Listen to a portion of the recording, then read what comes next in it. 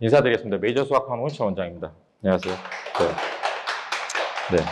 사실 굉장히 인기 없는 주제예요. 사실은 중간고사 끝나고 학원 모집하자 하는 설명회들을 많이 하는데 이제 그런 학원 소개 설명회는 원래 보통 인기가 별로 없잖아요. 네, 그래서 이제 제가 이번에 타이틀을 붙인 게 열정적인 강사가 학생을 만든다는 얘기잖아요. 되게 인기 없는 주제예요. 그래가지고 많이 하실 것 같긴 한데, 그래도 제가 오늘 드릴 말씀이 좀 많긴 한데, 최대한도로 아무튼 간략하게 얘기를 좀 드려볼까 하고요.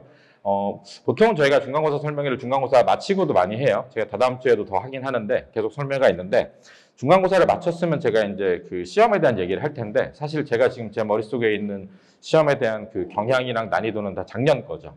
그러니까 아직 보진 않았다라는 얘기고요. 그냥 전반적인 추세를 말씀드리면, 그냥 학교별로 원래 쉬운 학교는 쉽게 나오고 어렵게 학교는 어렵게 나와요. 예.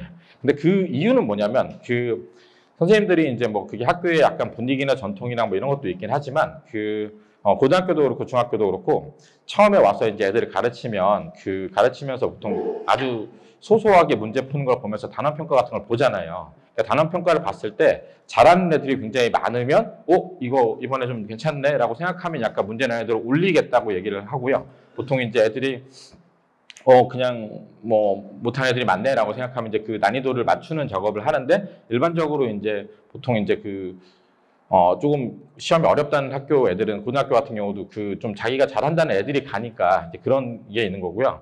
고등학교 얘기를 좀 드리면 중학교 학부모님 고등학교도 관심이 있잖아요. 올해 이제 10%로 처음 바뀌었잖아요. 그죠? 10%로 바뀌어가지고 지금 추세는 코로나 이후로 2018년에 개정된 교과에서 이제 코로나 2022년에 맞았을 때 이제 시험을 못 보거나 이제 좀 쉽게 내다가 2022년부터 문제가 어려워지기 시작했거든요. 분당의 지역의 고등학교들이. 그러니까 고등학교 2학년 시험은 강남에 있는 문제보다 더 빡빡해요. 풀기가. 더 문제가 시간도 부족하고 어렵습니다. 지금 현재 중앙고 같은 경우도 그렇고 그런 케이스였는데, 1학년 같은 경우도 꾸준히 난이도가 상승해서 거의 애들이 시간 안에 풀기 되게 힘든, 그러니까 작년에 야탑고랑 분당고랑 서연고 같은 경우가 1학년 1학기 기말이 전교 한 7, 8등이 70점대 중반이었어요. 시험을 그렇게 내왔어요. 근데 이제 지금 올해가 처음으로 이제 교과 과정이 새 교과 과정이 됐잖아요. 그리고 이제 달라졌죠. 4%가 1등급이었는데 이제 10%가 됐잖아요. 그러니까 이제 그게 약간 학교에서는 약간 변별을 좀 덜 해도 되지 않을까라는 얘기를 슬슬 하면서 시동을 걸어서 전체적으로 제가 가르치는 애들 고등학교 분포가 한 10몇 개 되거든요. 한 15개 정도 고등학교를 가르치는데 애들 자체가 전부 다 학교에서 부교재라고 하는, 그러니까 학교에서 가르치는 교과서 외에 부교재가 있거든요. 고등학교는. 중학교는 보통 프린트 형식으로 나오는데, 고등학교도 프린트 형식으로 주는 데도 있고 이제 부교재를 직접 지정하는 데도 있는데, 부교재 자체를 난이도를 많이 낮췄어요. 올해 낮춰가지고 시험을 지지난주인가 17일인가 16일에 경기예고를 시작으로 그저께인가 수뇌고 시험을 보고 오늘 야탁고 시험을 보고 이제 시험을 보는데, 어쨌든 어렵게 나왔던 야탁고도 이번에 좀 쉽게 나오고 있다. 그래서 이제 중학교 학부모님들 입장에서는 굉장히 물론 지금 현재 분당에서는 제가 설명회 많이 했지만 사실은 고등학교에 가서 수시라고 하는 학생부 내신을 챙겨서 대학 가기가 되게 힘들거든요. 그러니까 학군지 애들, 공부를 잘하는 애들이 많은데 잘하는 애들이 많은데도 불구하고 내가 밀려서 2등급을 받은 거를 인정을 지금 나라에서 해주진 않단 말이에요, 지금. 그러다 보면 이제 불이익을 보기 때문에 지금 현재 고등학생들은 대부분 이제 정시를 많이 가는데, 그러면 이제 시험이 좀 쉬워지면 어떻게 되냐라고 생각했을 때 참 어렵죠. 그래도 어쨌든 대학에서 처음 가는 대학의 정원은 정해져 있잖아요. 그죠? 그래서 아마 변함은 없을 것 같긴 한데, 이제 약간의 이제 희망적인 게 좀 되는 거죠. 그러니까 나는 3등급이라서 어차피 정시야라고 하는 애들이 조금만 잘하면 1등급이 되니까 1등급이 되면 좀 할만하다는 생각이 들잖아요. 그리고 그런 면에서 학교가 시험이 쉬워지면 예전에 이제 정말로 수능 준비까지 되게 빡세게 된 앞에 엄청나게 선행을 한 애들, 연습 많이 한 애들만 시험을 잘 볼 수 있던 시험이 이제 약간 쉬워지면 이제 쉬운 거 안 틀리고 시간 안에 잘 풀고 이제 그런 체제로 좀 바뀌잖아요. 그러면 결론적으로는 결국 잘하는 애들이 잘 간다고 얘기하지만 이제 중간에 이제 분포가 좀 바뀔 수 있어요. 내 아이가 되게 어려운 거를 잘 풀어서 시간 안에 잘 푸는 아이인 건지, 아니면 그래도 학교 수업 착실하게 따라가서 부교재에 있는 거를 잘 푸는 아이인지에 따라서 좀 바뀔 건데, 지금의 예상은 어쨌든 조금 완화돼서 어떻게 보면 그 아주 어려운 극단적인 어려운 것보다는 기본적인 거, 물론 기본적인 거라는 게 중학생들이 푸는 것보다 훨씬 많이 어려워요. 그런 것들에 대한 준비를 하면 되지 않을까 하는 생각을 하고요. 오늘 제가 드릴 말씀은 첫 번째는 인사를 안 드렸는데 저는 이런 사람이고요. 네. 요 숫자가 계속 안 바꿔가지고 나이가 점점 먹어감에도 불구하고 제가 수학을 본격적으로 강사를 한 것도 되게 오래됐지만 사실은 그냥 대학생 때도 과외하고 되게 많이 가르치긴 했었거든요. 그 과외 많이 시키는데 과외랑 학원 강사의 차이점은 제가 오늘 그 강사 역량도 말씀드리니까 얘기를 드리면 제가 항상 어머님들 과외한다 그러면 과외를 하면서 저랑 같이 수업을 하기도 하는데 과외를 만약 하신다라고 하면 과외는 장점이 있죠. 어쨌든 한 사람 붙어서 알려주잖아요.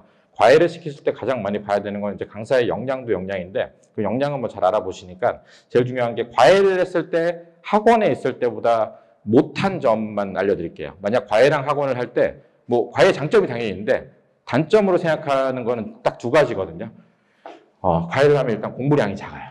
숙제를 많이 내서 쪼는 이제 이런 시스템이 없다 보니까 공부량이 작은 거 이게 첫 번째 문제고요. 두 번째 되게 선생님마다 다르긴 한데 과외를 하면 시험 보는 테스트를 많이 안 봐요. 요 두 가지가 문제점이에요. 그러니까 만약 과외를 시키신다라고 하면 공부량을 좀 많이 해서 좀 아이한테 그래도 좀 긴장감이나 좀 요즘 같은 경우는 막 너무 무섭게 하면 애들이 도망가니까 못 하겠지만 그래도 약간의 이제 아우라는 게 있어요. 이 포스가. 그러니까 되게 따뜻하게 얘기를 해도 이 사람 숙제는 안 하면 안 될 것 같다는 포스를 풍기는 사람이 있고 얘 숙제는 뭐 안 해가도 괜찮네라는 포스가 있잖아요. 사람이 만나다 보면 그 포스라는 게 있잖아요. 그런 측면에서는 약간의 어쨌든 이 아이가 과외 시간이 다가올 때 부담감을 느끼는 그래서 이제 공부를 할 수 있는 그다음 두 번째는 이건 요구하시면 돼요. 이건 테스트를 꼭 보게 해달라. 옛날에 제가 과외할 때는 어떻게 했냐면 저 대학생 때 저는 이제 대치동 살아가지고 대치동에서 컸기 때문에 대치동에 있는 고3, 고2 애들 과외를 많이 했었거든요. 저는 과외할 때 그룹 과외를 그때 막 대학생 때 4명 정도 하면, 제가 과외 출발하기 전에 전화를 해서 전에 나눠드린 시험지로 시험을 항상 보게 했었거든요. 그러니까 그게 되게 중요해요. 시험을 보게 해달라. 그러니까 시험지만 달라? 과외 선생님 오기 전에 내가 보게 해주겠다. 이게 되면 제일 좋은데, 물론 이제 이건 저희 이상론이고, 우리 아이들이 그런 걸 시험 보라면 안 보겠죠. 그죠? 그걸 시킬 수 있는 그런 게 되게 중요하다는 생각이 들고요. 그래서 이제 강사 역량을 말씀드리면 여러 측면을 좀 말씀드릴게요. 그러니까 이게 왜 그런 얘기를 드리냐면 이제 아이들 공부하는 거나 아니면 학원 선택이랑 이런 것도 이제 다 갈려 있긴 한데 저는 당연히 우리 학원에 들어와 입사하기 때문에 이제 앞에 입학 테스트지도 이제 넣고 이러고 하는 건데 일반론을 오늘 말씀드릴 거고 만약에 이제 저희 학원에 뭐 관심 있으시면 입학 테스트지를 쓰면 가서 입학 테스트를 보고 이제 상담을 해드리고 만약 저랑 상담 원하시면 저 지정하시면 제가 이제 수업하기 전에 이제 시간 내서 1시간 정도 상담을 해드리거든요. 그래서 그런 거는 좀 참고하셔가지고 하시면 되고 강사의 역량이 열정과 역량이 있는데 일단은 이게 뭐 완전히 다른 문제는 아니에요. 열정이 있는 강사가 역량이 커지기도 하잖아요, 그죠? 그래서 그게 맞물려 있긴 한데 기본적으로 이게 유튜브로 방송에 올라가는 거라 되게 조심스러운데 제가 강사를 많이 뽑고 많이 해봤잖아요. 강의 가르치고 그리고 뭐 다른 학원에서도 뽑고 다른 강사도 많이 보고 얘기를 하는데 강사의 역량이 첫 번째는 강사의 역량만큼 아이가 성장할 수 있어요. 그 한계를 뛰어넘지 못하거든요. 이게 되게 중요해요. 그러니까 이게 학벌 얘기를 안 할 수가 없는데 그러니까 본인이 공부를 진짜 많이 해본 사람이 진짜 많이 하는 데까지 가야 되는 길을 알고요. 그리고 본인이 심화 문제나 이래서 진짜 기출 자체를 어떻게까지 해야지 하는 걸 아는 사람이 그거를 시킬 수 있어요. 그러니까 이게 제가 강사 많이 뽑아보고 지금 저희 선생님들은 이제 많이 이제 오래된 선생님들이라 제가 이제 많이 해서 같이 세미나도 하고 교육도 해서 많이 알지만 기본적으로 그런 경우가 있어요. 본인이 소화를 못하는 문제집을 있어요. 강사 중에는. 강사 되게 많잖아요. 그죠? 그래서 본인이 소화를 못하는 문제집이 죄송합니다. 이게 다 시험 끝나고 전화 오는 거라서 그러면 이런 얘기를 하기도 해요. 예를 들어서 실력 정석이 있으면 실력 정석을 해야 되지 않냐고 물으면 예를 들어서 실력 정석을 내가 충분히 가르치고 편안하게 가르칠 수 있는 사람이라도면 인대 실력 정석 말고 딴 걸 해야 된다고 얘기하면 강사가 제대로 된 역량을 갖고 있는 거잖아요. 예를 들어서 김찬혁 부원장님 같은 경우는 서울대 수학과를 나오고 수학을 엄청 잘한단 말이에요. 실력 정석도 되게 쉽죠. 근데 실력 정석을 싫어해요. 그냥 그냥 그 체제를 싫어하는 거고, 전 되게 좋아하는데, 가르치는데, 예전에 어떤 강사들을 보면은 그 어려운 문제를 해야 된다 그러면 무슨 핑계를 대는 거죠. 얘가 그걸 하면 안 된다는 얘기를 계속 해가지고 하는. 그럼 결국 걔가 그걸 뚫고 못 가거든요. 그래서 그 강사의 역량 자체가 되게 넘을 수 없는 그거라서 그걸 좀 봐셔야 되는데, 그 참 알기가 되게 어렵잖아요. 근데 아이들이 이제 그걸 와서 얘기도 안 하는데, 그래서 그런 거를 좀 면밀하게 어떻게 보면 소문이든 뭘 얘기를 좀 들으시긴 해야 돼요.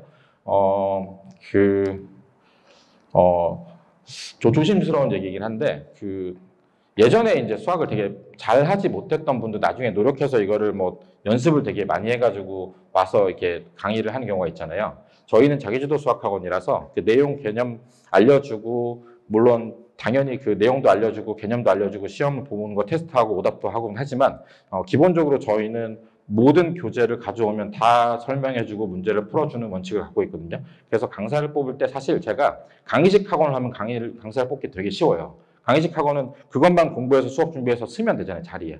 근데 자기주도학은 모든 아이들이 와서 학교에서 있는 질문부터 와서 다 풀어줘야 되거든요. 그러니까 이게 되게 쉽지 않은데 중등 그냥 그 강사의 역량이라는 게 이런 거거든요.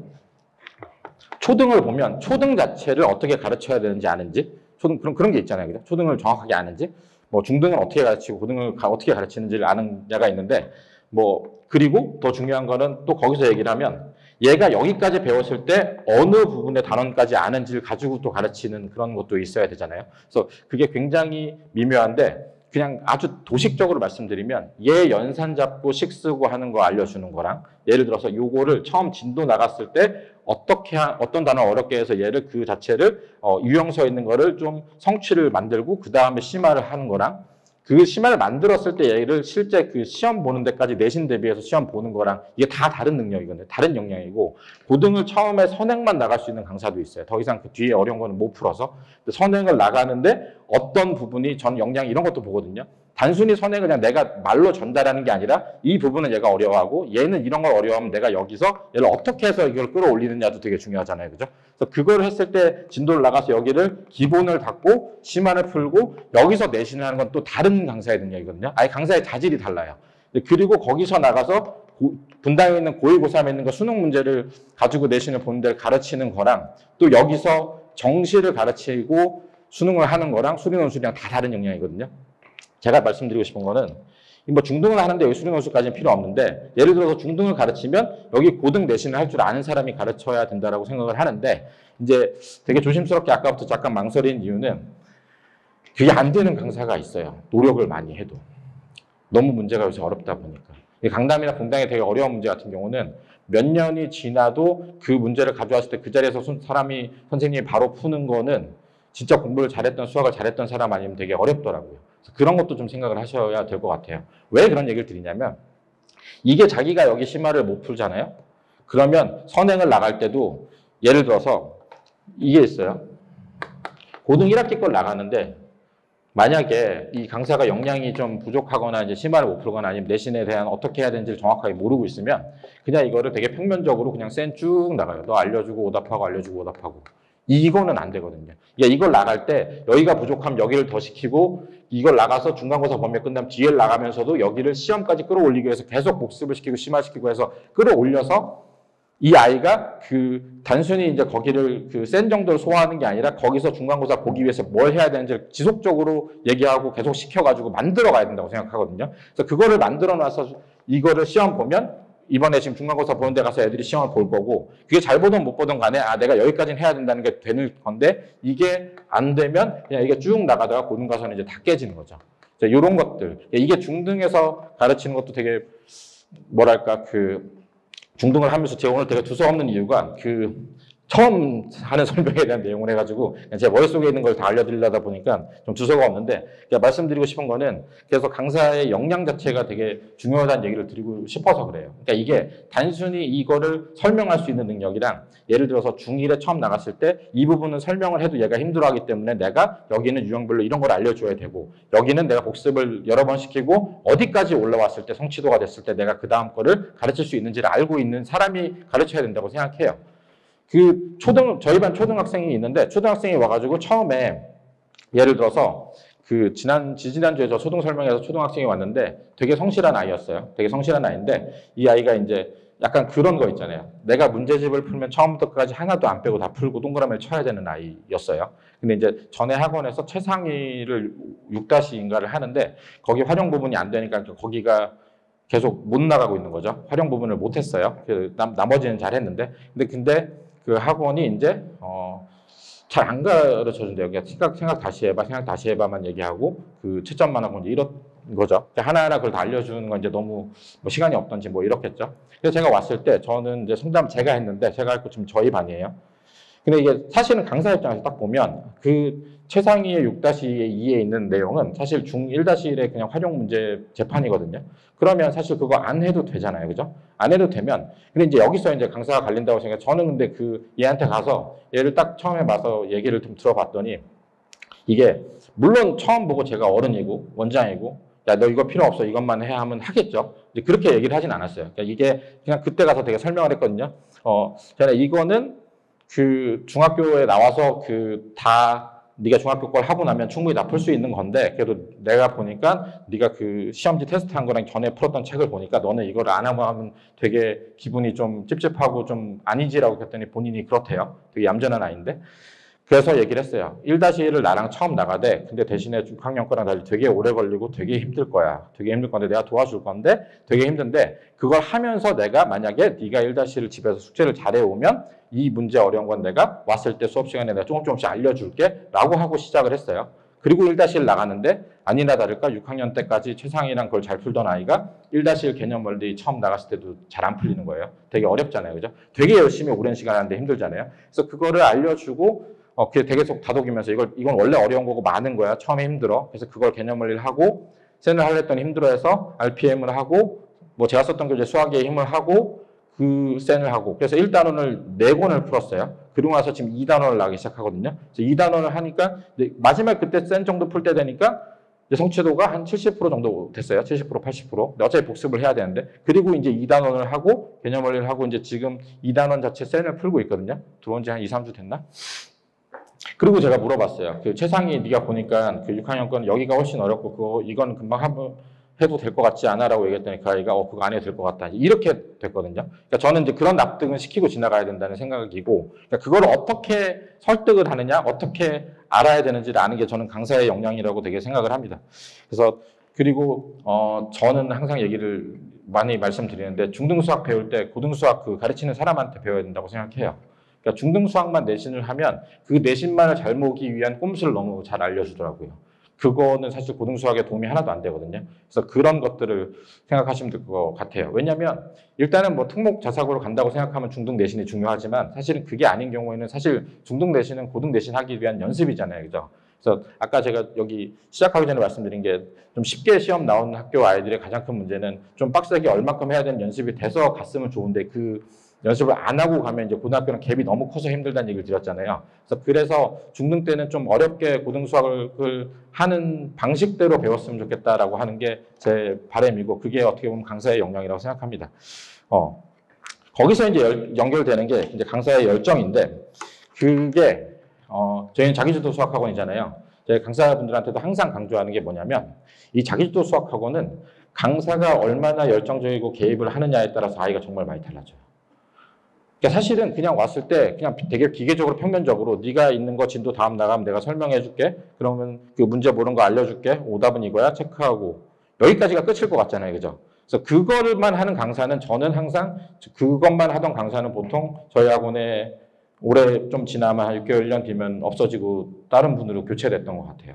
이게 되게 그런 건데, 그러니까 이게 그냥 왔을 때 단순히 뭐 강의식 학원도 뭐 설명하고 채점하고 오답만 하지만 이게 그 단순히 그냥 평면적으로 그냥 그 얘가 이거 물어보니까 알려주고 다음 진도랑 알려주고 이런 강사는 보통 좋은 강사가 되진 않았던 것 같아요.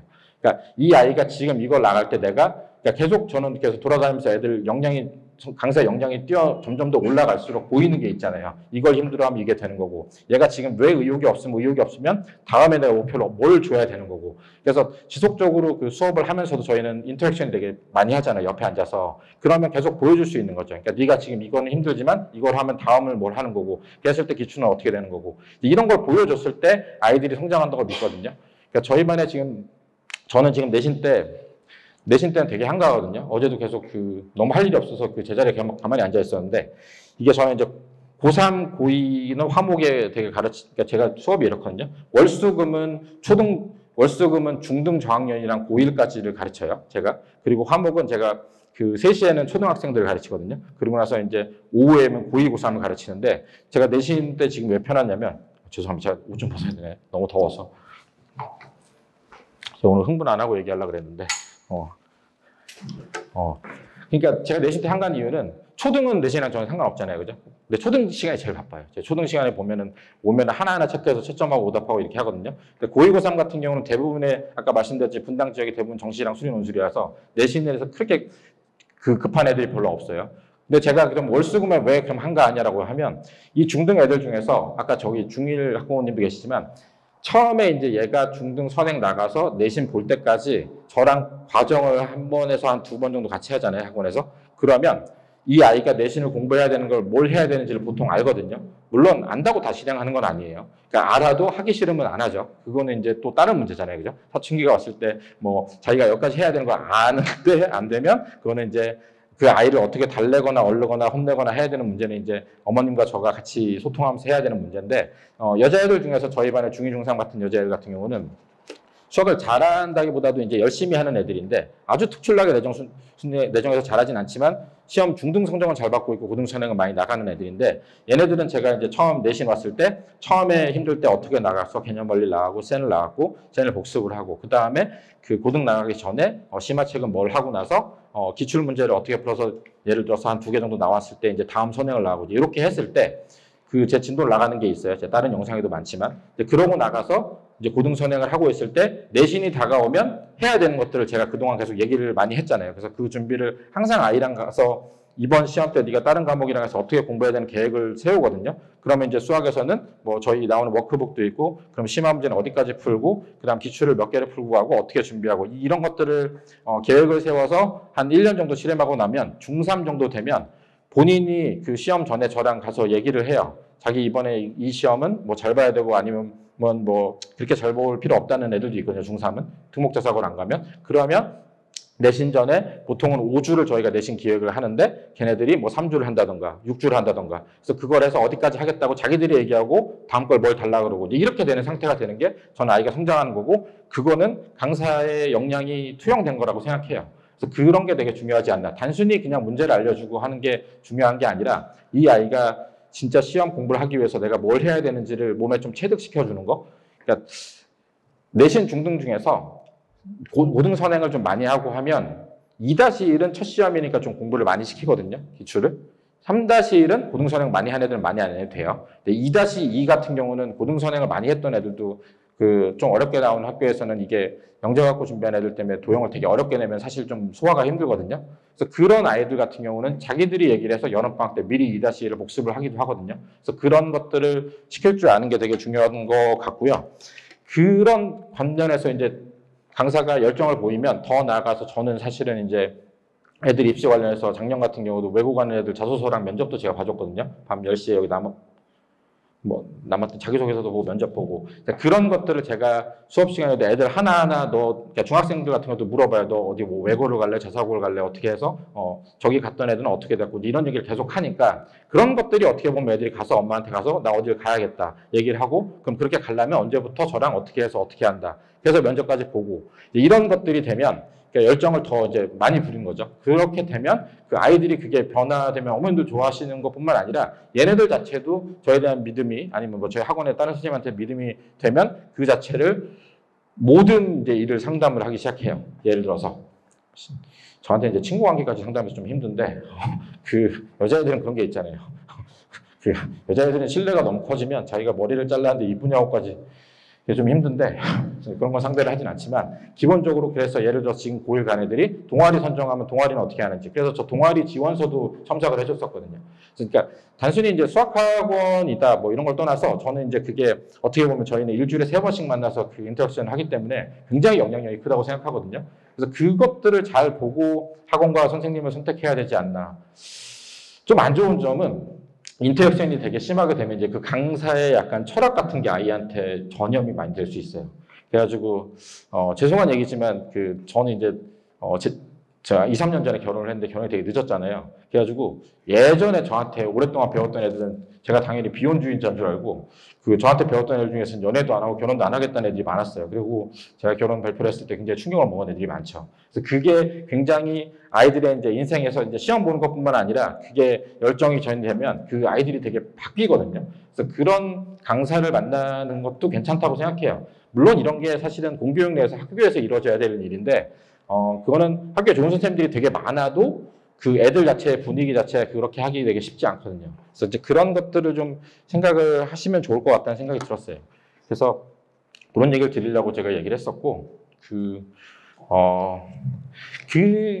모든 일환인 것 같아요. 제가 이제 학원 설명회 하면서 우리가 수행평가 모의고사도 만들고, 모의평가도 보고, 뭐도 하고, 우리 학원 시스템 있잖아요. 그런 것들이 저희가 학원 처음 만들었을 때 다 있던 게 아니고, 그냥 선생님들이 생각에, 얘네들이 함께 이걸 시키면 좋겠다. 그래서 그 변형 문제를 만들어줬는데 애들이 가서 시험 성적이 잘 나오고 좋아하더라. 그럼 저희는 이제 그걸 가져와서 만드는 걸 시스템을 만들어서 주고, 이런 것들이 계속 정교화 된다고 생각하거든요. 그래서 저는 뭐 강의식 학원은 잘 모르겠고, 근데 자기주도 학원은 그래서 그 학원과 강사의 역량이 되게 중요하다고 생각해요. 촘촘하게 되는 거라고 생각하고요.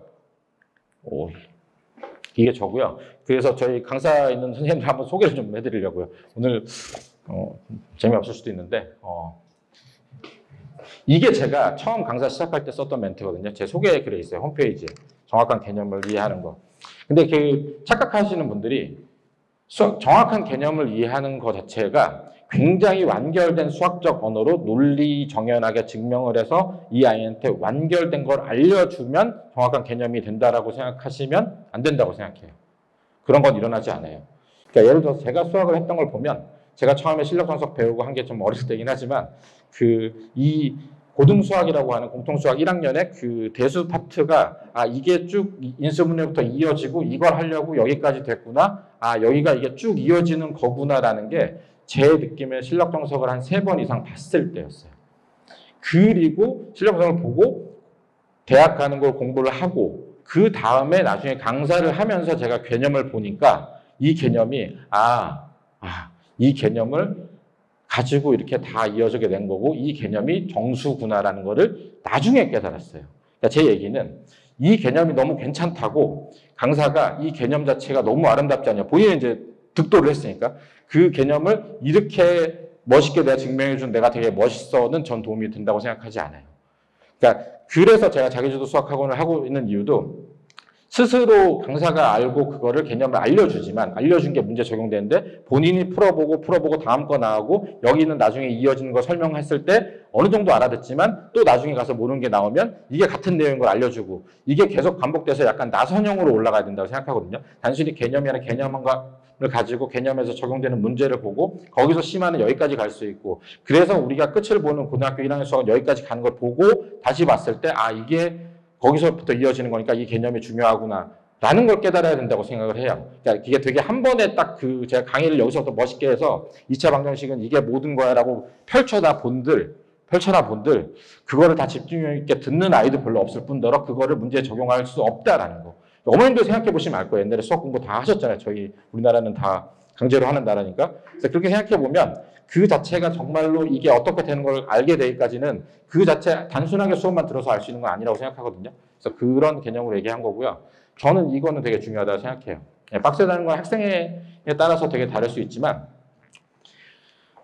그렇지만 저는 이렇게 생각해요. 모든 강사들이 이제 이 아이가 수준이 여기 있고 여기 있으면은 얘가 여기서 가르치고 여기서 가르치고 여기서 가르치고 여기서 이렇게 가르치잖아요. 저는 지속적으로 네가 여기까지 가야 된다고 속된 말로 난리도 치고 얼렀다 달랬다가 온갖 당근과 채찍을 다 해서라도 네가 근데 여기까지 해야 되는데 안 하고 있다는 걸 해가지고 어떻게 해서든지 얘를 끌어올려요. 이게 아까 말씀드렸듯이 중등은 어떻게 보면 솔직히 말씀드리면 중등은 시험 문제 나오는 거 뻔하거든요. 그러니까 중등 시험만 잘 보게 한다 그러면 저한테 얘 그냥 붙잡고 한 2, 3주 시켜달라 그러면 그것만 강제로 제가 붙어서 가르치면 최소한 8, 90점 이상 나오거든요.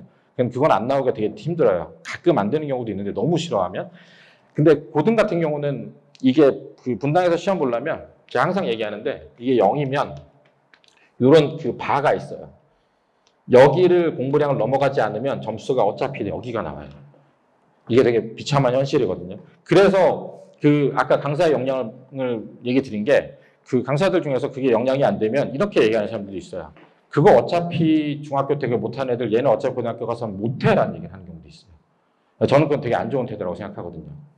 물론 확률이 높진 않을 수도 있어요. 중학교 때 공부를 못해도. 그렇지만 저는 그런 경우도 되게 많이 봤거든요. 물론 그게 너무 빡센 학교는 아니고 학교를 찾아갈 수도 있지만 기본적으로 그 고1 과정에 있는 1학기 과정만 한 10번 정도 하고 가서 그게 좀 대수가 잡혀서 시험을 잘 보고 나서 본인이 좀 눈이 띄어서 잘 되는 경우 되게 많이 봤거든요. 그러니까 이게 그런 게 있어요. 이게 쭉 잘 가는 애는 이게 진도 나오고 뒤에 나오고 이거 가르치는 거는 대부분이 할 수 있는데 이게 안 되면 이거는 강사의 역량을 생각해요. 대신에 근데 어머님도 설득할 수 있어야 돼요. 어머님도 저를 믿으시고. 그러니까 그게 다른 애들은 계속 나가서 뭐 이런 얘기 하시잖아요. 아, 그래도 고등학교 가기 전에 뭐 수험까지는 해야 된다는데, 뭐 미적분원을 해야 된다는데, 그거를 중간에 저는 진도 되게 잘 나가는 사람이지만, 이게 끌어올려서 고등학교에 가서 이게 적응이 안착이 안 된다 시키면, 전 극단적으로는 중3 거의 6개월, 7개월을 딱 고1 중간고사 범위만 반복해서 하기도 하거든요. 근데 그거는 믿음이 좀 필요한 일이에요. 근데 제가 약간 설명에 오늘 처음 뵈시는 집에 저 아시는 분들 많지만 제가 약간 교주 같은 스타일이거든요. 약간 밀교 교주 같은 느낌이라서 저는 저를 믿고 따르라 이런 분위기거든요. 그래서 이것만 해서 나오고 나서 그 뒤는 책임질게 해서 되는 경우가 있어요. 그래서 그런 것들을 잘 보고 뭘 해야 되는지 아는 거, 그러려면 이게 중요해요. 이게 왜 중요하냐면 저는 이렇거든요. 이제 강사 선생님들한테도 항상 강조하는 건데 숙제를 안 해온 아이고 너무 어려운 걸 못 푼다. 그럼 저는 이렇게 얘기를 해요. 약간의 어려운 걸 수업 시간에 가르치더라도 숙제는 아주 쉬운 거를 왕창 내더라도 많이 내라. 그걸 하도록 계속 독려해서 푸는 양을 늘려야 되는 얘기를 해요. 그러니까 저는 극단적으로 센 B 있잖아요. 센 B가 일반적으로 생각하는데 저는 예전에 너무 안 되는 애는 이렇게 한 적도 있어요. 교과서 가르치고 교과서만 숙제를 왕창 내던지 아니면 센 A 단계 같은 거 있잖아요. 센 A, 뭐 RPMA 모든 책에 A 단계만 모아서 그것만 숙제로 내는 경우도 있어요. 그러니까 저는 이게 공부를 안 하는 습관이 돼가지고 혼나고 뭐 하는 걸 떠나서 그런 거는 이제 또 다른 이슈잖아요, 그죠? 안에서 사춘기고 도망가는 건 이제 붙잡아서 시키고 이제 설득하는 건 다른 문제고 수학이 약해서 되게 어려운 걸 못 푸는 아이도 저는 아주 본인이 자신 있게 되게 쉽게 풀 수 있는 걸로 많이 시키는 습관을 들여야 된다고 생각해요. 이게 제일 중요한 키포인트라고 생각해요. 그래야 많이 하던 게 되면 자신감도 붙고 그게 좀 어려운 건 내가 알려주고 그럼 그것도 많이 하고 이렇게 해서 올라가야 내가 이 단어를 이렇게 소화가 되는구나. 그러면 좀 잡히기도 하고 그런 것들을 좀 생각해 보시면 좋아요. 그러니까 단순히 쭉 내가 고등학교까지 잘 가르치니까 간다 이렇게 해서 한 번에 완성되는 아이는 거의 못 봤거든요. 항상 어떤 아이가 초등과 되게 잘했는데 중등과 가면 막혀서 이렇게 해가지고 그럼 어떻게 할지 모르고 중등과 잘하는데 고등과 가면 갑자기 진도 확 느려지고 안 하고 그거를 그럼 어떻게 해결할지에 대해서 아는 게 강사의 능력이라고 생각해요. 그래서 저는 이제 계속 얘기를 하는 거죠.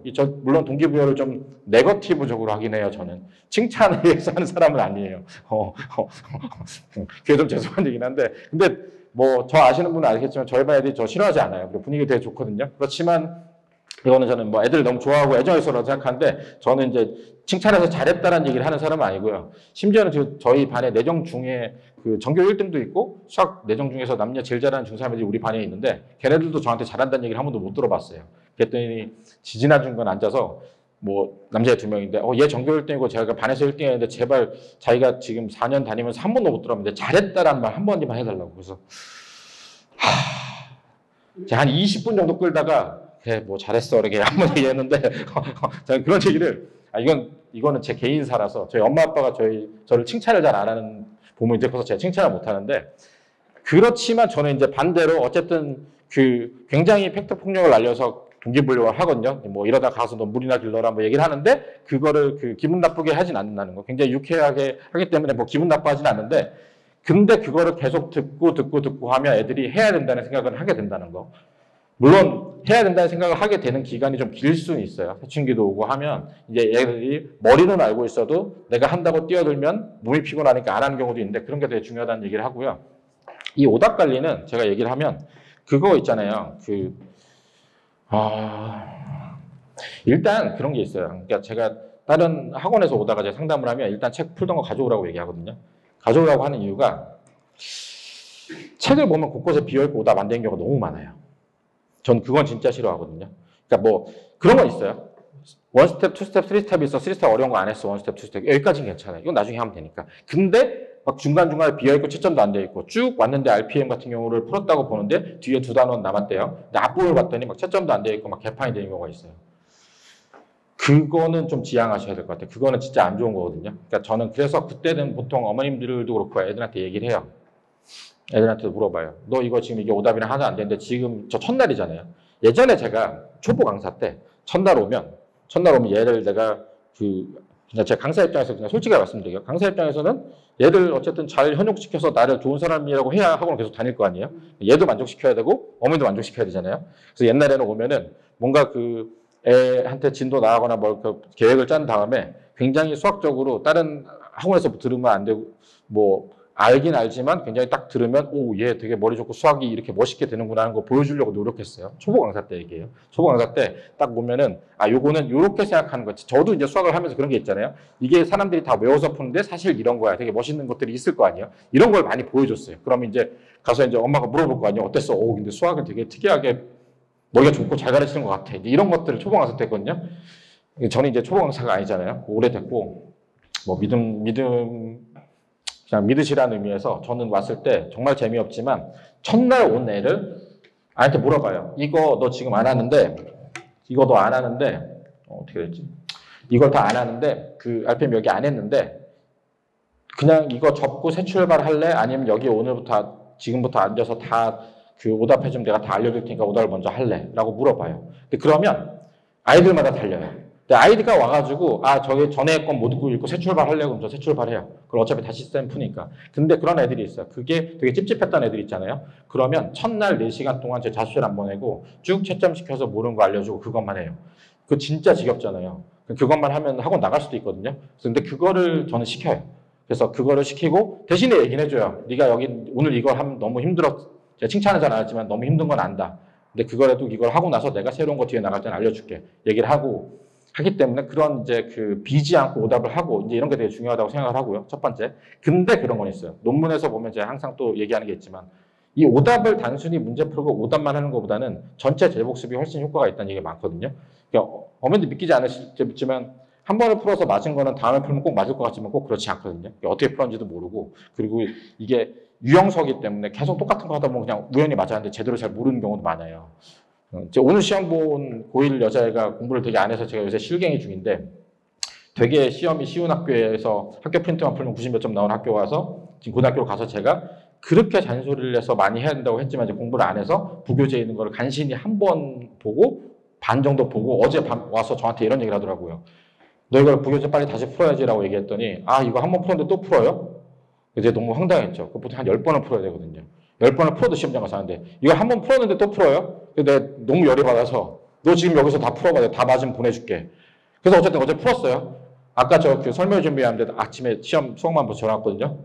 아, 근데 시험이 이제 쉽게 나왔어요. 그러니까 예전에 제가 되게 어렵게 나왔다는 얘기했잖아요. 시험이 부교재만 바꿨는데 제가 못 푼 거죠. 이렇게 얘기해서 딱 전화 받자마자 아, 근데 이거 생각보다 꽤 심각한 상황인 것 같은데요. 그러는 거예요. 그래서 내가 뭐 점수 들어보니까 그러면 뭐 한 50점대야. 그랬더니 아, 그 정도 나올 것 같아. 그래서 내가 내가 생각할 때 네 공부한 거에 비해서는 잘 나왔어 라고 얘기를 했거든요. 네가 그래서 내가 얘기했잖아. 그게 최소한 5번, 10번 풀고 시험장 나오는 연습을 하고 가서 풀지 한 번 풀고 된다고 생각하면 되겠냐고. 그래서 얘가 이제 고등학교 가서 야자한다고 해서 주1회 하던 애인데 제가 꼬셔가지고 계속 수요일날 부른 다음에 제가 넌 그럼 매일 와야겠다. 이렇게 해서 다음에는 10번 풀자. 이렇게 가거든요. 그러니까 그게 설득이 그런 식으로 해서 돼야 된다고 생각을 하고 그 아까 말씀드렸듯이 그래서 전체 제복수도 되게 중요해요. 나 오답만 하고 다시 오답만 하고 이거는 시험 직전에 오답만 계속하는 행위는 뭘 하는 거냐면 이 전체 제복습을 해야 전체 단원에 대한 비유가 생기기 때문에 그건 되게 중요해서 생 같은 걸 풀면 전체 제복습을 하는 게 맞고요. 오답만을 모아서 하거든요. 저희가 시험 때 오답만을 모아서 오답목을 만들어서 그걸 풀리고 시험 때 기출 보면서 계속 오답하는 건 뭘 하는 거냐면 기출 시험을 딱 들어갔을 때 오답이 있었던 걸 계속 마지막에 풀면 그거가 좀 체득이 돼요. 내가 오답을 봤을 때 이런 문제는 계산이 힘들어하고 이런 건 내가 들리고 이런 함정에 걸린다는 게 워닝이 머릿속에 있는 상태에서 가야 시험장에서 만나면 아, 이 문제는 내가 보통 많이 틀렸었지. 그러면 좀 더 긴장을 하고 보는 그런 효과가 있는 거지. 그냥 단순히 오답은 전체적인 복습이 더 낫다라는 얘기를 드리고 싶어요. 네. 오늘 좀 두서가 없는 설명이지만 일단 열심히 해보겠습니다. 이분이 아까 말씀드렸던 그 실력 정석 싫어한다는 분이거든요. 컴퓨터예요. 수학을 아마 저보다 잘할 거예요. 서울대 수학과 나왔고 그 흡수해서 하는 게 엄청난데, 근데 이제 이 아이랑 맞는 학생들이 있는 것 같아요. 그래서 제가 소개를 해드리는 거거든요. 저는 굉장히 좀 말 많고 아이의 인생에 간섭도 많이 하고 뭐도 하고 이제 이런 사람이고, 이분은 굉장히 컴퓨터 같은데 아이에 대한 간섭은 원할 때만 최소한 정도로 하는 스타일이에요. 그런 걸 또 좋아하는 애들이 있어요. 그러니까 이 반에 있는 애들이 저희 반 오면 아마 떠날 거고요. 우리 반에 있는 애들이 저희 반에 오면 떠날 거예요. 왜냐하면 그러니까 우리 반은 약간 제가 다 꽉 쥐고 넌 이거 안 하면 안 되라고 해서 이런 반이고, 이 반은 되게 얌전하고 공부 수학 잘하는 애들이 앉아서 자기가 있는데 딱 모르는 거를 정확하게 해결받고자 하는 애들이 있는 반인 것 같아요. 굉장히 체계적으로 개념을 수학을 정밀하게 가르치는 사람이고, 그 학생에 맞춰서 수준 맞춰가지고 굉장히 설명을 잘 하는 분이고, 그 특이한 점은 이 분이 그렇잖아요. 되게 약간 그런 거 있잖아요. 그 정보나 데이터 같은 경우를 하나도 빠짐없이 다 봐서 머릿속에 정리하고 있는 사람 있잖아요. 그런 사람이라 그 입시 관련 설명회를 하면 저는 제 입으로 말하긴 그렇지만 제가 말빨은 좀 괜찮거든요. 그래가지고 저는 거짓된 정보로도 진실되게 믿게 할 수 있는 능력이 있어요. 극단적으로 얘기하면. 저는 그런 옛날에 대학교 때도 그랬거든요. 아닌 것 같은 걸 진실되게 믿고 저한테 듣고 가잖아요. 그러면 가서 물어보면 아닌 것 같아서 저한테 다시 와요. 그럼 저한테 다시 들으면 다시 그게 맞다고 느껴지는 그런 인간이거든요. 여기는 틀린 게 없어요. 다 맞는 얘기. 아주 디테일한 거. 그래서 저도 입시 설명회 할 때는 이분이 보통 하고 전 뒤에서 보조 얘기하는데 제가 모르는 거 있으면 여기 물어봐요. 그러니까 매년 바뀌는 업데이트가 모든 게 다 돼서 정리되는 사람이거든요. 그래서 그거에 따라서 아이들한테 하기 때문에 되게 정확하죠. 그러니까 그러니까 팩폭이 가능하죠. 그러니까 네 고등학교 때 이렇게 보면 넌 여기밖에 못 가가 딱 되는 거고. 근데 저는 약간 두루뭉술하게 하는데 저는 차이가 지금 현재 상태에서 네가 가는 걸 알려주는 것보다는 여기까지 가야 된다고 채찍질해서 가는 게 더 맞다고 생각하는 사람이라 그거에 좀 차이가 있는 것 같아요. 그냥 학원 전체 시스템에서 가르치는 건 되게 비슷한데 그런 디테일한 차이가 좀 있다라는 걸 말씀드리고 싶었고, 이분은 저희 정말 특이하게 그 반 전체 비율이 90몇 %가 여자? 여자들이 되게 좋아하는 반. 저도 여자가 더 많나? 자기주도학원은 원래 여자들이 좀 더 많아요. 남자애들은 보통 앉아서 오래 있는 걸 되게 싫어해서. 근데 이분이 제일 중요한 건 이분이 개인 맞춤형으로 애들 자체를 관리를 되게 잘해요. 그러니까 이게 예를 들어서 수능 중에서 뭘 본다 그러면 얘가 공부를 잘하든 못하든 거기에 맞춰서 하는 거 있잖아요. 개별적으로 문제 제작을 다 해가지고 그걸 좀 끌어가는 분이고, 제일 장점은 이건 것 같아요. 물론 저도 언제든 모든 질문을 다 받아주긴 하는데, 한 얘기 또 하고 한 얘기 또 하는 걸 직업이니까 하긴 하거든요. 그리고 다 알려주긴 하는데, 저는 뭐라 해요. 제가 약간 연상 기억력이 좋아서, 저는 한 4-5달 전에 와서 저한테 이거 질문하고 틀렸던 거 4달 뒤에 전화하면 평소 때 기억 못하고 있다가 그걸 물어보면 기억이 나거든요. 너 4개월 전에도 와가지고 이 얘기해가지고 내 얘기했는데 도대체 무슨 얘기를 하는 거야 하는 얘기를 저는 하고 알려주거든요. 성격이 좀 따뜻하지 못해서 여기는 굉장히 편안하게 질문도 하고 계속 따뜻하게 해주는. 그래서 이 반 분위기는 되게 밝고 따뜻하다는 거, 서로 되게 덕담도 건네고 되게 화기애애한 분위기거든요. 저희 반은 그런 반은 아니고 좀 시끄럽고 좀 열정이 많은 반인데, 그래서 이분한테 배우는 애들은 아이들, 그러니까 좀 약간 상대적으로는 기가 약하고 좀 그런 애들 있죠. 얌전한 애들. 그런 애들이 가면 그런 애들 잘 다독여가지고 해야 될 걸 해가지고 해주는 그런 수업을 한다라고 말씀을 드리면 좋을 것 같아요. 이분은 그런 분이고 되게 따뜻한 분이에요. 근데 본인은 굉장히 MBTI 그거 아시죠? MBTI의 T 성향인데 아이들은 모두 F라고 믿을 정도로 되게 따뜻하거든요. 그게 어떻게 가능한지 잘 모르겠어요. 저는 뭐 같으세요? 그죠? 모든 사람이 T라고 생각하는데 저 100% F 나오거든요. 100% F 나오거든요. 저 대학 다닐 때 제가 심리학도 전공해서 저는 99년도에 MBTI 검사를 해가지고 그때 100% F가 나왔거든요. 아무도 안 믿더라고요. 슈퍼 T라고 하도 난리를 치니까 저희 와이프는 저한테 너는 선택적 F라고 유리할 때만 F 뭐 이런 얘기를 하는데 제가 되게 따뜻한 반이라는 거고 이분은 그런 것 같아요. 묘하게 학원 전체에서 약간 사춘기에 오거나 좀 문제 있는 애들이 여기 많이 들어가서 교정이 많이 돼서 나오는. 그러니까 약간 이분은 그런 거예요. 그러니까 이게 저랑 성향을 제가 아까 말씀드렸지만 저희 학원의 원칙이랑 달리 강사들의 특성을 말씀드리면 죄송한 말씀인데 저는 되게 도덕적인 인간은 아니거든요. 저는 수단과 방법을 가리지 말고 성적을 받아와라는 입장이에요. 전 그런 입장을 견지하고 있거든요. 네가 성적을 받으려면 뭘 해와. 뭐 다른 거 다 필요 없고 숙제하고 시험 보고 성적 받아와라는 입장으로 항상 얘기를 하는데 여기는 사람이 먼저 되라는 입장. 그러니까 어떻게 보면은 애들이 그 상담을 되게 많이 하시거든요. 애들 불러와서 개별 상담도 하고 많이 진짜 들어줘요. 네, 들어주고 저도 초보강사 때 많이 들어줬는데 요새는 안 듣고 그냥 제가 얘기하는 것 같아요. 어차피 네 생각보다는 내 생각이 나니까 내 얘기를 들어 라고 얘기를 하는 입장이고 여기는 그래도 계속 많이 들어주는 선생님. 그래서 여기에 그 사춘기 남학생들이 가가지고 교정돼서 나오는 경우가 있고 도망가는 경우가 있고 그렇습니다. 그러니까 도망가는 경우는 그런 거죠. 계속 지속적으로 잔소리를 들으면 바뀌어서 본인이 공부를 해야 되는데 아직은 공부할 때가 안 되면 뭐 나가기도 하고 뭐 그런 경우겠지만 어쨌든 그 계속 강조하는 게 그 꾸준하게 포기하지 않게 시키는 거. 그러니까 전체적인 공부 계획을 시켜서 습관 잡는 거를 이제 많이 시키는 것 같아요. 그러니까 이 아이 시간표를 전체적으로 해서 네가 일주일에 뭐 어느 학원을 가고 어떻게 하면 네가 나머지 공부는 여기서 해야 된다, 여기서 해야 된다, 이걸 해와라. 그래서 그 시간표를 파악해서 애들을 시키는 거에 되게 어떻게 보면 되게 인내를 갖고 네가 여기를 했는데 왜 안 했냐를 꾸준히 이제 물어보고 하는 스타일이신 것 같아요. 저는 그런 거 안 물어보거든요. 뭐 이게 이분은 그런 거 봐. 너 그럼 어제 뭐 숙제 안 했으면 뭐 했어? 뭐 어느 학원 가서 그 일주일 스케줄이 어떻게 돼? 그러면 네가 이거를 조정하는 게 낫지 않겠어? 이걸 이렇게 해서 한다. 이런 얘기를 하시는 분이고, 그래서 그렇게 해서 하고 잠도 네가 잘라면 이렇게 자야 되고 주말에 이렇게 하고 앞으로 뭘 해야 돼? 이런 걸 하시는 분이고, 저는 그런 거 묻지 않습니다. 그냥 해와이거든요.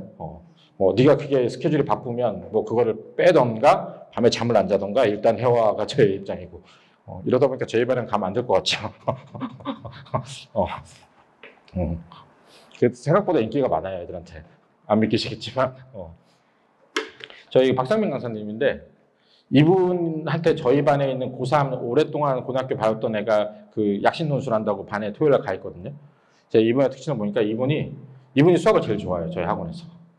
그래서 되게 특이하게 막 철학책도 읽으시고, 저기 그 대학 수학도 아직도 혼자 심심하면 푸시거든요. 그러니까 이분이 고등학교 때까지 공부를 안 하다가 고등학교 한 1, 2년을 마지막에 본인이 수학이 너무 좋아서 본인이 혼자 수학만 끈질기게 공부를 해가지고 수학만 거의 100점 가까이 맞고 대학을 가서 수학과를 졸업했거든요.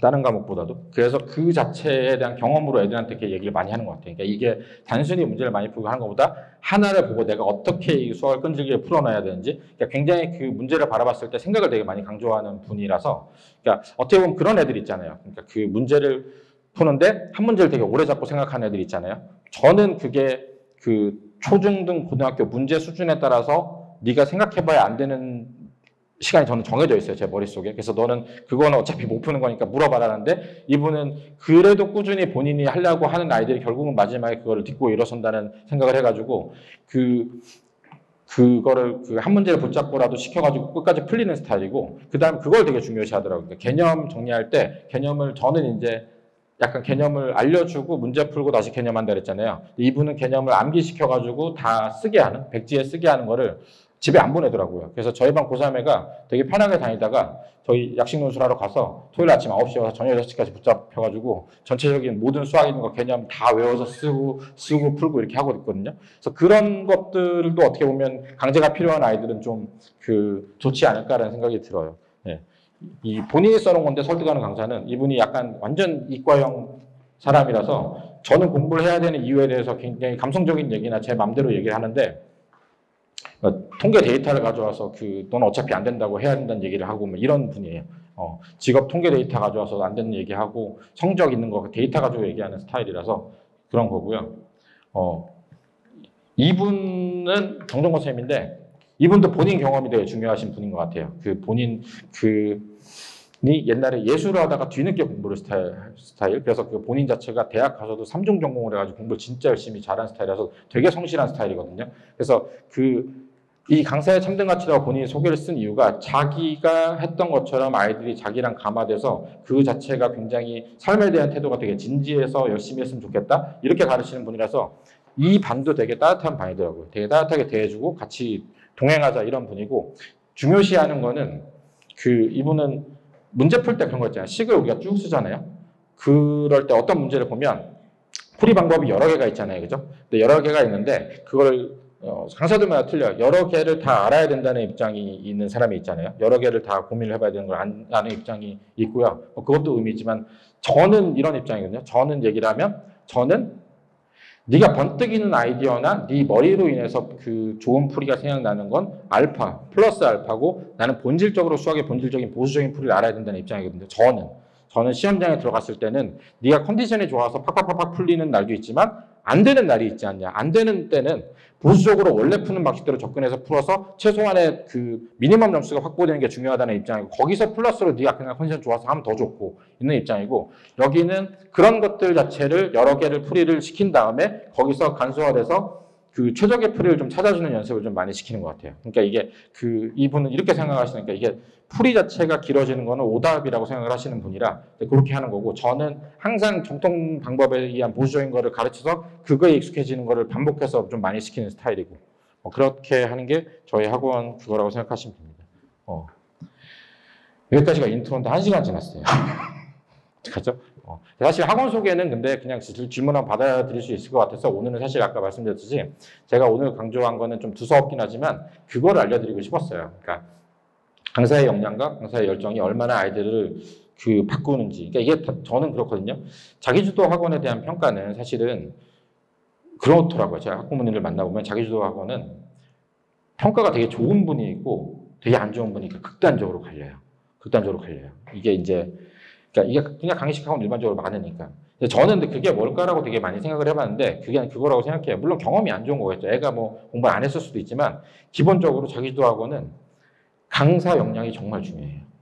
강사의 역량이 다인 것 같아요. 왜냐하면 강의식은 물론 애가 안 듣고 자고 할 수도 있지만 어쨌든 이게 뭔가를 밀어 넣잖아요. 그래서 알려주고 그거라도 밀어 넣잖아요. 근데 자기주도 학원에서 만약에 그냥 애들한테 숙제 내주고 점수하고 하는데 강사가 아무 역량이나 열정이 없어가지고 냅두고 있으면 그냥 그대로 방치되거든요.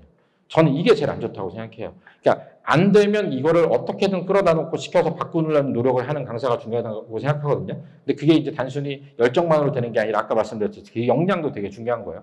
역량이 왜 중요하냐면 다시 아까 얘기한 거 요약이긴 한데 본인이 이만큼까지 공부를 안 한 강사는 이만큼 해야 되는 걸 모른다니까요. 저는 그건 그렇다고 생각해요. 본인이. 그러니까 그래서 저희 만약에 대학이 중요한 게 아니라 대학도 중요하죠. 대학도 중요한데 본인이 수학을 얼만큼 많이 했느냐도 중요한 것 같아요. 그러니까 내가 얼만큼 했을 때 성적이 나오는지를 아는 강사. 더 나아가서 내가 공부한 게 아니라 시켰을 때 어떤 아이들이 어떻게 시켰을 때 잘하게 돼서 얼만큼 하는지를 아는 강사. 그게 되게 중요하다고 생각해요. 그래서 자기주도 수학학원에 가서 아이를 가르칠 때는 강사를 잘 보긴 해야 돼요. 학원보다 어떻게 보면 솔직히 말씀드리면 강사가 더 중요할 수도 있어요. 그래서 그런 것들을 말씀드리고 싶어서 이게 사실 되게 위험한 얘기잖아요. 그냥 학원의 속내를 말하는 거잖아요. 어떻게 보면. 그러니까 저로서도 사실 원장이면 우리는 이런 시스템을 가지고 와서 그냥 다 이렇게 시키니까 잘하면 됩니다는 얘기를 드리고 싶었는데 오늘은 그냥 솔직하게 다 말씀드리고 싶었어요. 그냥. 그래서 그런 걸 좀 잘 아셨으면 좋겠다는 얘기를 듣고요. 몇 가지 포인트 말씀드릴게요. 전 이게 되게 중요하다고 생각해요. 불편한 학습. 항상 강조하는 건데 이게 메타인지거든요.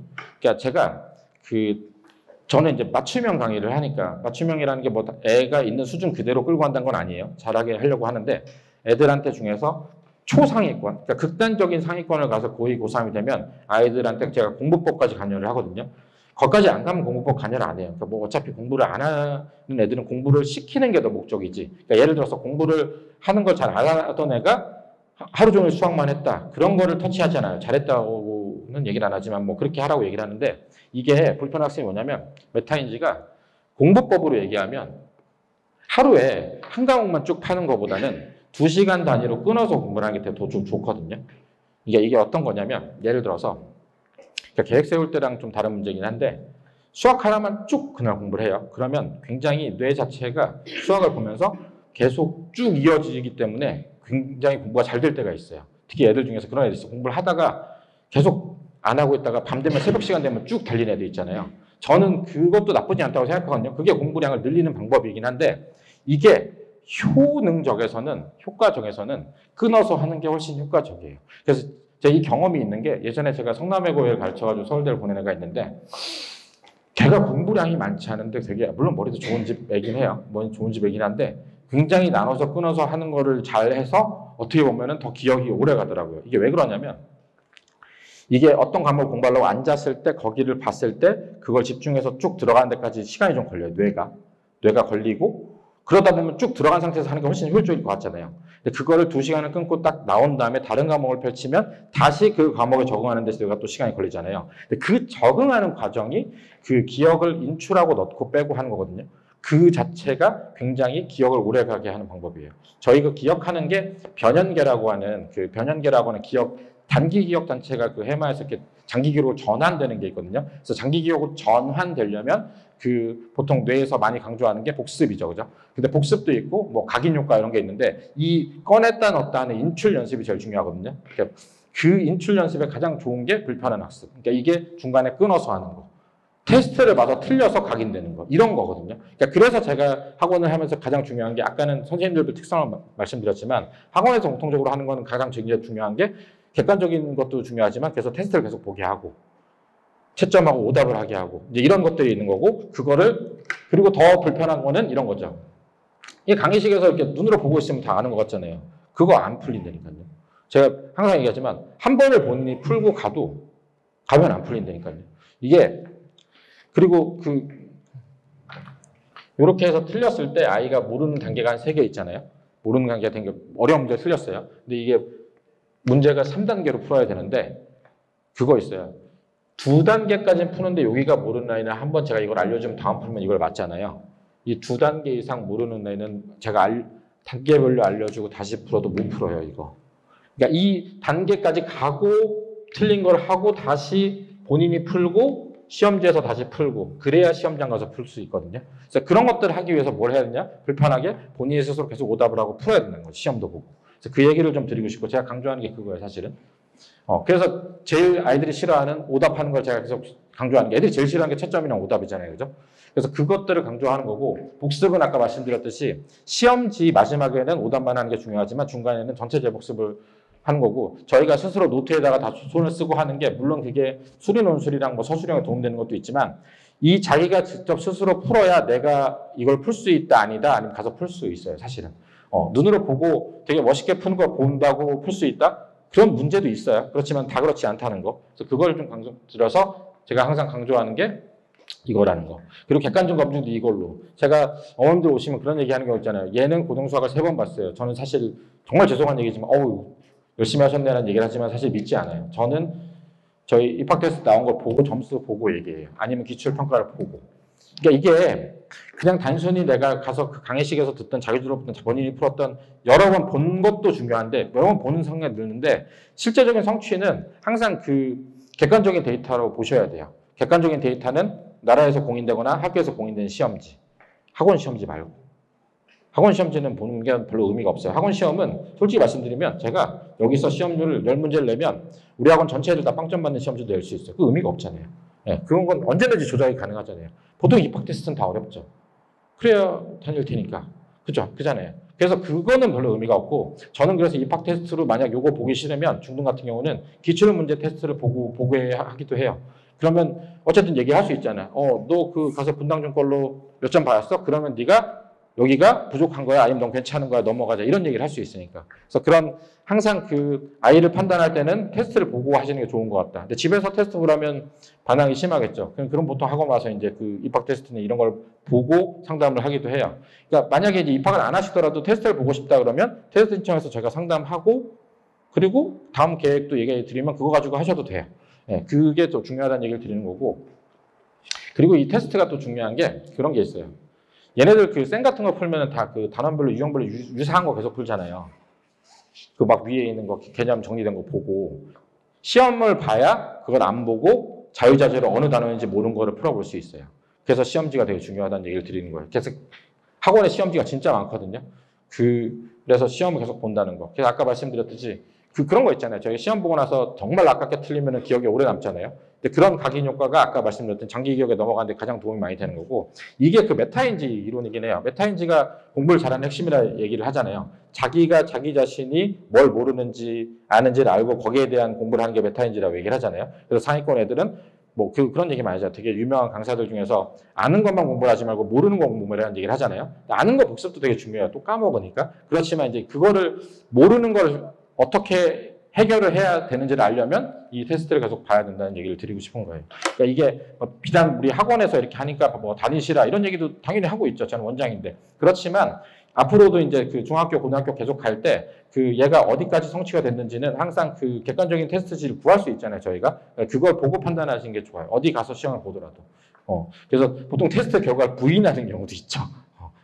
우리 되게 잘했는데 여기 갔더니 이거 시험 못 보면 이거는 뭐 핑계 많잖아요. 컨디션이 안 좋았어. 뭐 여기 시험지가 문제가 너무 이상해. 이럴 수도 있는데 그게 의심되면 저희가 우리 병원 갔을 때 이게 아니다 싶으면 세컨 오피니언을 받잖아요. 그죠? 그런 것처럼 뭐 만약에 그 학원에 아니면 어떤 기관에 가서 시험 봤는데 그게 마음에 안 들면 여러 군데를 보면 나오잖아요. 뭐 예를 들어서 한 5군데를 봤어요. 거기서 나왔는데 다 못 봤어요. 그러면 그거는 아이의 실력의 문제, 항상 애들한테 좀 너의 문제이지 않을까라는 생각이 들잖아요. 그래서 그런 것들을 알고 하시는 게 좋을 것 같다는 얘기를 드리고 싶은 거고요. 이 기억 복선인데 항상 그 복습이잖아요. 이 네 번째 복습이 한 달 이내 가야 여기 한 90%는 가거든요. 그래서 이게 굉장히 중요한 거고 이 복습은 이렇게 생각하시면 돼요. 예를 들어서 센하고 센 복습 5번 이렇게 못 할 거 아니에요. 그죠? 그래서 제가 강조하는 거는 뭐 예를 들면 센 정도가 소화된 다음에 센을 복습을 했어요. 그러면 다음 복습은 기출 시험 같은 걸 보면 그게 복습이 되긴 해요. 아이들한테 똑같은 문제를 푸니까. 그래서 시험지를 통해서도 복습을 좀 하셔라 라는 얘기를 좀 드리고 싶어서 말씀드렸고요. 네. 여기 초등도 있고 중등도 있으신데 아까 이 강사 역량 말씀드렸잖아요. 이게 여러 번 풀어서 그게 올라가서 성취 안 된다고 나가면 어차피 다 진짜 무너져요. 뭐 저 어디 가서 소문 들으신 거지만 저 진도 되게 빨리 나가거든요. 진도 되게 좋아해요. 저 자신도 진도 빨리 나갔었고 지금 현재 나오는 고등수학 과정 저 6학년 말 다 끝났었거든요. 5학년 때 실력 정책에서 다 끝났고 애들도 저희 반에 진도 빠른 애들 많아요. 중학교 2학년 3학년들도 고3 거 수능 평가원 푸는 애들도 있고 물론 그에 반해서 뭐 인제 처음에 그러니까 또 이렇게 얘기하시면 오해하는 게 니네 반 잘하는 애만 있냐라고 아니 저희는 진짜 극단적으로 다 했거든요. 저희 반은. 저는 교과서를 저랑 같이 얘기하고 제가 채점해주고 이런 애들도 있어요. 근데 그렇지만 그건 있어요. 이게 성취가 안 됐을 때 시키진 않아요. 그거는 제가 어머님을 만나서든 전화해서 설득을 해서라도 아니면 그게 더 나오게 해서라도 시킬 건 시켜야 된다고 생각을 해요. 특히나 중등 처음 갔을 때, 고등 처음 갔을 때, 그다음 시험 보기 위해서. 그래서 결국은 중요한 게 공부량이죠. 아까 말씀드렸지만 얘가 어려운 걸 못 푼다고 숙제를 어려운 걸 조금 생각하게 하는 것보다 저는 그건 알려주더라도 쉬운 거를 많이 내는 게 더 추천드려요. 그래서 그게 공부량이 많아지는 게 공부 잘하게 되는 길이라고 생각해요. 실제 그리고 아까 제가 처음 말씀드렸지만 아직 제가 시험을 보기 전이라 말씀 못 드리지만 분당도 그렇고 전체적으로 전국적으로 강남이랑 분당, 목동 다 고등학교 시험이 전체적으로 약간 쉬워질 거예요. 지금 등급제가 되면. 그러면 앞으로 시대는 더 실수 안 하고 그 일반적인 문제를 푸는 게 더 중요할 수 있어요. 그러면 이제 극단적으로 얘기하면 고등학교도 셈만 10번 풀어서 소화가 되면 80점 나온다는 얘기가 나올 수도 있거든요. 그럼 사실은 그 뒤로 문제는 그리고 더 웃긴 거는 셈을 10번 풀어서 소화하는 아이는 또 심한 문제도 풀어요. 풀게 되거든요. 그래서 그런 것들을 좀 생각해 보시면 좋을 것 같아요. 복습을 좀 많이 했으면 좋겠다라는 얘기를 드리고 싶고요. 학원 시스템은 제가 얘기하면서 다 녹여서 말씀드렸으니까 뭐 개별적인 소개는 거기 그 뒤에 보면 학원 안내문에 있고요. 그 학원이나 수업 궁금하시면 제가 끝나고 여기서 그 직접 말씀드리니까 그걸 들으시면 좋을 것 같아요. 그래서 두서없이 길게 말씀을 드렸는데 아무튼 뭐 고민이 좀 많으실 것 같아요. 뭐 아이가 공부를 뭐 얼마큼 했을지가 제일 중요한가라고 생각하는데 저는 항상 목표점을 아직 고등학교 학부모님 안 계시죠? 고등학교 있으신가요? 안 계시죠? 제가 애들한테도 항상 강조하는 게 저는 제일 강조하는 거는 특목자사고 가지 않는 한 고등학교 첫 시험이에요. 첫 시험이 모든 걸 좌우하진 않아요. 그건 맞아요. 첫 시험 자체가 못 봤다고 대학을 못 가는 건 아닌데 이 첫 시험을 준비하기 위해서 모든 걸 끌어다 여기서부터 준비를 시켜요. 그래서 고등학교 첫 시험 있는 게 본인이 이 정도 공부하면 시험 잘 볼 정도가 안착이 되면 거기서부터 공부량을 늘리면 고등학교가 좀 편하거든요. 근데 이 자체가 갭이 중등 고등이 너무 커서 이 자체가 내가 뒤에 뭐 미적분이랑 수원 깔짝 뭐 풀고 아느라고 어차피 다 까먹을 거 하느라고 저기 첫 시험 준비를 소홀히 해서 점수가 안 나오잖아요. 그러면 그때부터 이제 미궁에 빠져요. 뭐 수포자가 되기도 하고 뭐 누구 예를 들기가 참 그래서 아무튼 뭐 그래서 이제 고생을 하다 정시가 되기도 하고 안 되면 뭐 미술을 하기도 하고 체육을 하기도 하고 뭐 외국을 가기도 하고 이제 이런 것들이 다 그런 거거든요. 그래서 명심하셔야 될 거는 이제 이 아이가 사춘기를 겪든 진도가 어디든 뭘 하든 중학교 시험 자체도 고등학교 공부를 위한 연습이고 고등학교 첫 시험을 위해서 일단 가고 첫 시험을 반석이까지는 아니더라도 얘가 시험을 못 보더라도 억울해할 정도로 공부를 좀 많이 시켜서 첫 시험을 보게 되면 그 뒤로는 정말 놀랍게도 본인이 알아서 공부를 하게 되는 모습을 볼 수 있어요. 그런 모습 보면 되게 놀라울 것 같지 않으세요? 아닌가요? 저희 엄마도 저는 스스로 공부 안 해가지고 그런 모습 못 봤다고 얘기를 하던데. 그래서 저는 이제 학원에서 이제 길러진 인간이라 그걸 목표로 하셨으면 좋겠습니다. 오늘 제가 좀 하고 싶은 얘기 많은데 막 두서가 없어가지고 정신이 없으셨을 것 같은데 아무튼 들어주시나 감사드리고 제가 너무 정신이 없어가지고 김밥 드시라는 얘기도 못했네요. 네, 가져가서 잘 드시고 네, 고생 많으셨습니다. 네. 네. 네.